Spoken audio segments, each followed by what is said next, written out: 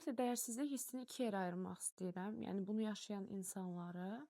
Birinci, ümumiyyətlə hansısa işdə, hansısa proyektdə uğursuz olanda dəyərsiz hiss edə bilər. Bir münasibətdə tərk edilmə yaşananda dəyərsiz hiss edə bilər və ya çox sevdiyi dost qrupundan ayrı düşəndə dəyərsiz hiss edə bilər. Bu hər birimizin hiss edə biləcəyi bir duyğudur əslində və əminəm ki, hamımız həyatımızda ən az bir dəfə bunu yaşayırıq. Bir də belə bir dəyərsiz hiss etmə var ki, insan ömrü boyu dəyərsiz hiss eləyir. Yəni artıq bunun hər hansısa bir uğur qazanıb qazanmaması, bir münasibəti və s. heç bir faktor bura təsir etmir. Və mən buna dəyərsizlik duyğusundan çox dəyərsizlik inancı deyərdim. Çünki artıq burada bir inanc sistemi var. Məndən yəqin ki, bundan çox cümlə eşitmərsiniz ki, inanclarımız həyatımızı təcrübələrimiz, travmalarımız qədər yönləndirə, şəkil verə bilir. Öncəliklə başlamaq istəyirəm ki, dəyərsiz hiss etmək, dəyərsizlik inancı nə üçün, nə zaman yarana bilər? Və bunları danışandan sonra nə edə bilərik? Buralara toxunacağam. Dəyərsizlik inancı əsasən uşaqlıqdan etibarən başlayır yaranmağa, hansı ki, valideynin yetəri qədər sevgi və ilgisini görməyəndə, sənin də var olduğunu hiss edə bilməyəndə və ya şərtli sevgi görəndə, məsəl üçün, əgər bu yeməyi bitirməsən, anan səni sevməyəcək. Əgər bu dərsi eləməsən, atan səni sevməyəcək ya da sözümə qulaq asmasan, artıq biz olmayacağıq həyatında və uşaq davamlı olaraq öyrənir ki, nəyinsə qarşılığında dəyər qazana bilər. Nəsə etməlidir ki, dəyər qazansın. Və istər-istəməz də artıq anlayır ki, doğru bir anlama deyil bu, amma uşaq beyni ilə o qədər anlaya bilir ki, demək ki, mən öz-özümə dəyərli deyiləm. Mən dəyərli olmaq üçün efor sərf eləməliyəm, bir çaba göstərməliyəm. İstər-istəməz təbii ki, bu gələcək münasibətlərinə də yansıyır. Çünki böyüyür bu insan, məsəl üçün bir münasibətdə olur və qarşı tərəflə bir problem yaşayanda, deyək ki, o qədər də böyük rolu yoxdur orada, lakin özündən daha çox verməyə başlayır və ya qarşı tərəfin səhvlərini görməməzlikdən gəlməyə başlayır. Yəni belə bir situasiyada əslində o inancla bu davranışlar göstərmək normaldır. Çünki düşünür ki, mən öz-özümə dəyərli deyiləm axı. Mən nəsə etməliyəm ki, dəyərli olum. Mən nəsə etməliyəm ki, qarşı tərəf məni bəyənsin. Və ya deyək ki, yeniyetməlik dövründə bir insan fikirləşək, birinə platonik olaraq aşiqdir, amma bu platonik sevgisi qarşılıq tapmır və qarşı tərəf rədd edir onu. Burada da çarpıtılmış düşüncə deyirik biz buna CBT-də. Yəni fərqli bir mənaya yorumlanmış bir düşüncə deyirik, hansı ki mənası o deyil. Düşünür ki, demək ki, mən sevilməyə layiq qız deyiləm. Mən sevilməyə layiq bir oğlan deyiləm. Okay, bu situasiyada məsələn bu düşüncə çarpıtıldı və bu şəkildə bir inanc ortaya çıxartdı. Və niyə bunlar deyirəm? Çünki əslində problemi tanımaq biraz önəmlidir. Yəni bizim çözmə potensialımız o problemi təkcə tanımaqdan keçmir, amma ən azından adını, soyadını bilməliyik ki, nədir, nə üçün var, harda yaranıb. Mən hal-hazırda əgər sənə desəm ki, sən dünyada sadəcə var olduğun üçün dəyərlisən, dəyərli olduğunu hiss etməyəcəksən, buna şübhəm yoxdur. Çünki dəyərli hiss etmək bir sözlə, bir cümlə ilə olan bir şey deyil. Amma bu sadəcə bir addım, bir pilləkan ola bilər, hansı ki, o yüksək qatın bir pilləkanı. Ümumiyyətlə, belə bir gerçək var ki, əslində insan doğuşundan etibarən əksik bir varlıqdır. Çünki heyvanları düşünək, məsələn, quşlar anadan olur və bir yerdən sonra yeriməyə başlayır, yeriyə bilir, uça bilir öz-özünə. Bir pişik balası qısa müddət sonra həyatda qala bilir. Amma insanın bir il ən az heç olmasa, bir il tam baxım görməlidir insan yavrusu. Daha sonra yeriməyi belə özü öyrənə bilmir. Yeriməkdə belə müəyyən qədər valideyn və ya hər hansısa bir böyükün yardımı gərəkir orada belə. Və buradan anlaya bilirik ki, həqiqətən birimiz kimi hamımız kimi birimiz əksik doğulmuşuq. Yaxşı xəbər odur ki, hamımızda bu əksiklik hissi var əslində. Bu ona gətirir çıxardır ki, hətta insan münasibətlərini, iş həyatını, karyerasını və bir çox şeyi daxildə, dərinlərdə toplumun, cəmiyyətin gözündə bir şeylər qazanmaq, cəmiyyətin təsdiqini almaq, cəmiyyətə uyum sağlaya bilmək üçün edir. Və məncə səni biraz bu rahatlada bilər, çünki bu podkastı çəkmək üçün seçimlər var idi və dəyərsizlik duyğusu ilə yalnızlıq birlikdə idi. İnsan dəyərsiz hiss etdiyindən daha çox məncə yalnız özü dəyərsiz hiss etdiyi üçün üzülə bilir, kədərlənə bilir. Çünki sadəcə özünün belə hiss etdiyini düşünür və ancaq ona özəl olaraq bir dəyərsizlik duyğusu var olduğunu hiss edir. Yalnız deyilsən buna görə, hər birimiz də insan olduğumuz üçün əksik. Yəni bunu qəbullanaq öncəliklə. Çünki dəyərsizlik inanc deyil də duyğu olanda həyat daha yaşanıla bilir, daha axarlı bir hala gəlir. Bir də dəyərsizlik duyğusunu məsələn tetikləyən şey var ki, müqayisə etmək. Davamlı olaraq müqayisə edirsən özünü sosial mediada gördüyün biri ilə, başqa biri ilə, məktəbdə, işdə və s. ki, onların da mütləq ki bir əksik yanlarını unudursan, işin içinə qatmırsan. Və deyə bilərsən ki, niyə hamı dəyərsizlik, yəni hamı demək, amma daha çox dəyərsizlik duyğusu hakimdir hal-hazırda insanlar arasında. Yəni hamı mı eyni formada travmalar yaşayıb? Çünki psixoterapiyada da məsələn insanların travmaları fərqli olur adətən, eyni olmur. Və hamı mı eyni travma yaşayıb, hamı mı eyni hadisə situasiyaları yaşayıb? Yox deyərdim. Bunun əsasən hal-hazırda bu qədər aktual mövzu olmasının səbəbi özgüvənə çox fokuslanmaqdır. Yəni məsəl üçün əvvəllər insanlar həyatda qalmaq üçün ya da həyatını daha yaxşı yaşamaq üçün uğurlu olmalı idi, deyək. Belə bir gözlənti var idi. İndi insanlar özgüvənli görsənməlidir. Öz dəyərini, özünü sevən olaraq görünməlidir. Bu ikisinin arasında çox böyük fərq var. Məsəl üçün sosial mediada biri bəlkə də özünü sevmir o qədər də, öz dəyərli göstərmir, amma özünü belə göstərmə kimi bir məcburiyyəti var. Ya da insanların arasına çıxanda hamı özünü inkişaf etdirib, mən də özümü inkişaf etdirmiş göstərməliyəm kimi bir məcburiyyəti var. Yəni həyatının məsuliyyətləri əslində məcburiyyətə dönüşür və məsuliyyətin verdiyi o motivasiyanı, o disiplinli olmaq istəyini məcburiyyət götürür, alır öz üstünə. Məcburiyyət isə təbii ki, insan məcburi olaraq bir şey nə qədər etmək istəyər, məsələn, nə qədər ona enerji, efor sərf eləmək istəyər. Məsələn, burada devrəyə mükəmməliyyətçilik də girir. Mükəmməliyyətçilik əslində utanc və günahkarlıq yaşamamaq üçün taxılan bir qoruma mexanizmi deyə bilərik. Yəni insan düşünür ki, əgər mən mükəmməliyyətçi olmasam, ya utanacam, ya günahkar hiss edəcəyim bir şey edəcəm.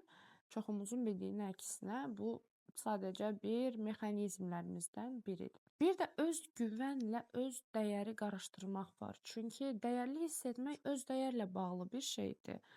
Və insanlar öz dəyər, öz güvəni eyni yerdə istifadə edə bilir. Halbuki fərqlidir, qarışdıra bilir bunu. Gəlin baxaq, öz dəyər və öz güvən nədir? Öz dəyər sadəcə sənin içinlə bağlıdır. Orada nə elədiyin, nə etmədiyin kimi faktorlar qətiyyən ölçülmür. Öz güvən isə xaricdən hər hansısa etdiyin bir şey, bu xarici görünüşün ola bilər, bu etdiyin bir uğur ola bilər, gördüyün bir iş ola bilər, sənin öz güvəninə təsir edə bilər, qaldıra bilər və ya yüksəldə bilər. Amma öz güvənlə öz dəyəri eyni ölçümlə ölçmək artıq özlərini kimdənsə asılı hala ya da nədənsə, hansı hadisədən asılı hala gətirməkdir. Məsəl üçün deyək, sən bugün işində uğursuz oldun, bir iş qurdun və batırdın, sənin öz güvənin düşə bilər. Çünki tamam, oradan bir şeylər olub və bir şeylər öyrənib daha fərqli bir formada yola çıxa bilərsən.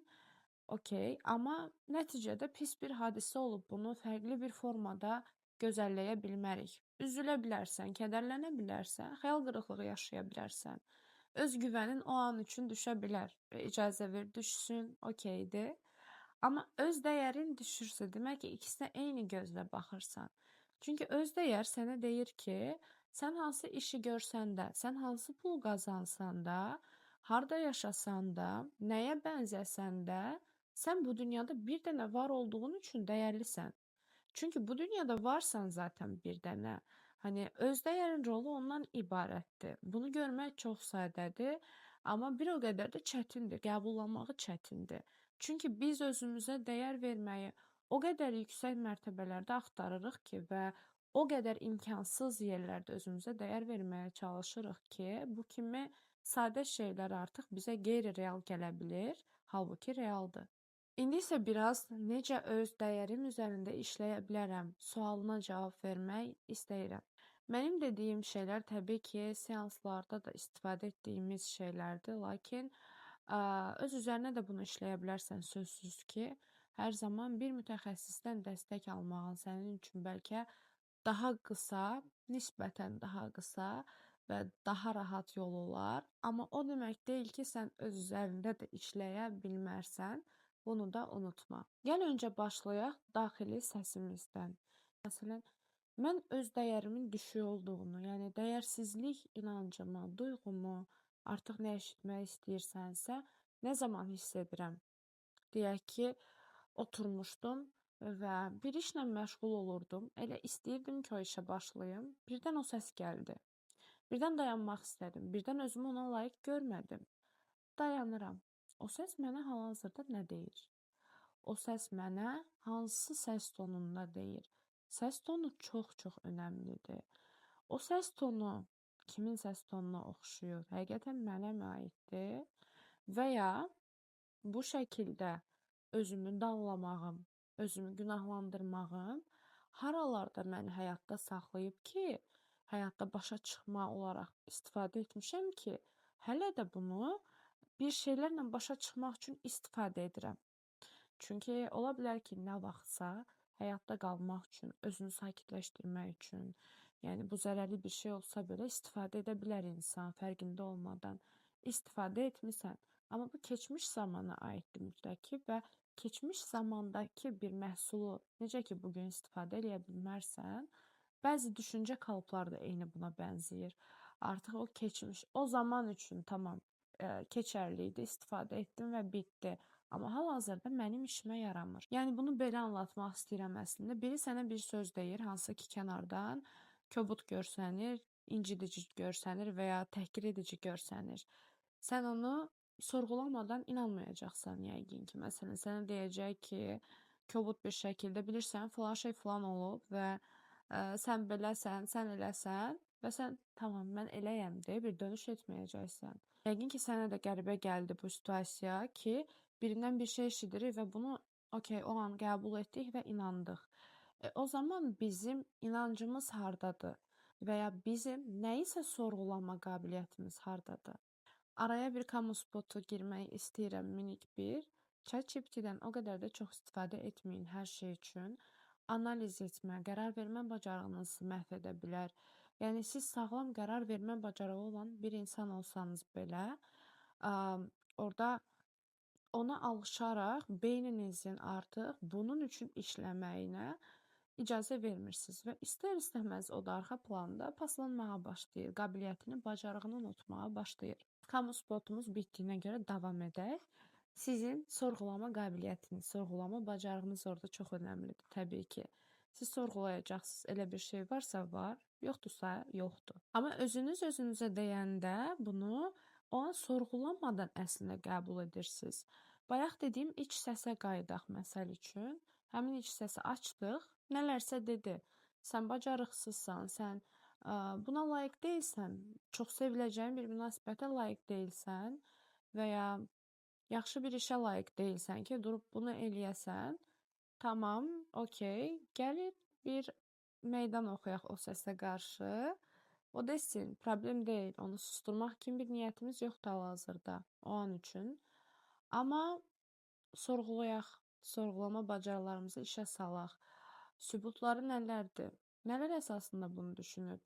Kimsə bizi sevmədiyi üçün ya da kimsə bizi tərk etdiyi üçün məsələn və ya biri bizə hansısa sözləri, təhqirli sözlər dediyi üçün. Tamam, sübutları bunlardır. Bu bizə aid deyil ki, necə bizə aid olmayan bir şey öz dəyərimizi ölçə bilər? Amma bizim sübutlarımız var, məsəl üçün. O an biri səni seçməyə bilər, amma bu səninlə bağlantılı bir şey deyil. Bu həmin insanın zövqü, istəyi, həyat tərzi, yüzlərlə saya biləcəyimiz, hətta heç vaxt dəqiq olaraq bilməyəcəyimiz səbəblərlə bağlıdır. Hansısa iş yeri səni götürməyə bilər işə. Burada səninlə bağlı maksimum səbəb o ola bilər ki, bəlkə də yetəri qədər istəməmisən, bunun üçün çalışmamısan, amma bu yenə səni özdeğer edəcək bir komponent deyil. Yəni onun iddialarına qarşı öz sübutlarını vermək. Bu bir gündə, bir cümlədə və ya bir həftədə olan bir şey deyil. Amma əmin ol ki, hər etdirdiyində səni özünə daha yaxınlaşdıracaq və öz dəyərini daha yaxşı formalaşdıracaq. Və bir digəri, bunu tez-tez xatırla, bunu hər birimiz xatırlayırıq, mən də xatırlayıram. Öz dəyərini ölçən şeylər nələr deyil. Qazandığın pul deyil, geyindiyin geyim deyil, məktəbdə, universitetdə, iş yerindəki uğurların deyil. Bunlar tam olaraq sənin öz dəyərini ölçən şkalalar deyil. Çünki yanlış şkalalarla yanlış ölçüm edəndə yanlış nəticə də ala bilərsən. Və bir digəri səni olduğun halınla qəbul edən ən az bir insan olmağı çox sağlam və yaxşı bir şeydir. Bu partnyor, ailə, sevgi, dost, nə bilim, hər hansısa biri ola bilər. Çünki bəzən sən unudanda bunu o sənə xatırlada bilər və əmin ol ki, sən də onun güzgüsündən özünə baxa bilərsən. Və indi verəcəyim tövsiyə əslində net bir şey deyil, bu fiziki bir şeydir. Bundan əvvəlki düşüncələrlə işləmək üçün idi. Bu fizikidir və səni tam olaraq burada get, bunu et kimi bir şey deyə bilmərəm. Lakin bir çevrəyə qatıla bilərsən, amma o çevrədə özün yararlı bir şeylər edə biləcəyin, özün kimi hiss edə biləcəyin və ruhunu qidalandıracağın bir çevrə olsun. Çünki bayaq dediyim ən başdakı cümləyə qayıtsaq, insan olaraq bu dünyada sadəcə əslində bir dənə olmağımız öz dəyərimizin olmağına kifayət edir. Və bir dənəyiksə, nədəsə yaxşıyıq məsələn. Nəyinsə ustası ola bilərik, nəyisə hobbi halına çevirə bilərik, yenə bizə özəl olacaq və görəcəyimiz bir işdə mütləq ki, öz rəngimizi ora qata bilərik, öz toxunuşumuzu ora qata bilərik. Mən məsələn nümunə olaraq sadəcə verirəm ki, bir xeyriyyə ilə məşğul olmaq, hansı ki, mərhəmət duyğunu insana xatırlatması üçün, sağlam empatiyanı insana xatırlatması üçün və özünü həqiqətən daha yaxşı hiss edə bilərsən bu şəkildə. Fərqli bir nümunə verim. Bir hobbin ola bilər.